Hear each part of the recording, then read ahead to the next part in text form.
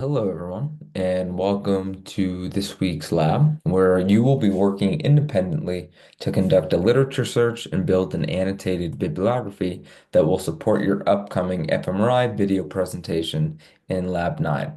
So, the main question you're going to be exploring in today's lab is how does the brain respond differently when encoding and remembering different pairs of stimuli? Specifically, you're going to be focusing on word and word associations versus face and word associations to answer this question. So this work is going to actually lay the foundation again for your presentation in the next few weeks, but primarily what you're going to be focusing on here is synthesizing key findings and explaining some of the neural mechanisms behind recognition memory. So what you're going to be doing in part one here is finding at least two peer-reviewed articles that are directly relevant to this research question. One article is going to focus on word-to-word associations, examining how the brain processes verbal pairings, and one article is going to focus on face and word associations, looking at how face and semantic information are linked to memory. Again, you could use Google Scholar to find this. You could use open source journals like PLOS or Frontiers. But again, make sure that one article must involve word-to-word pairs and another one involves face and word pairs, and that they're coming from peer-reviewed journals. If in lab you have any questions about what a peer-reviewed journal is or finding these articles, I would be happy to help you and look them over.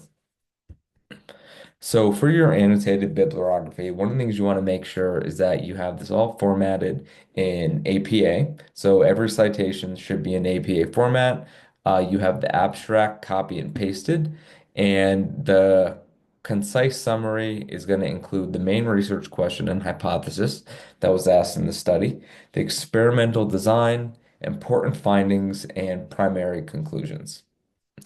So the next thing you're going to be focusing on is we're going to be back in Research Rabbit for this lab.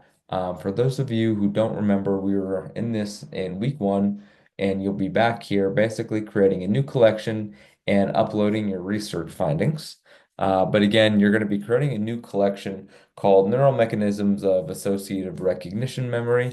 And what you could do is once you've uploaded the relevant papers, there's going to be a three network diagram that's going to be generated by Research Rabbit, and it's going to show you the connections between the selected studies and some of the broader research trends. So, for example, like earlier work, later work, or similar work.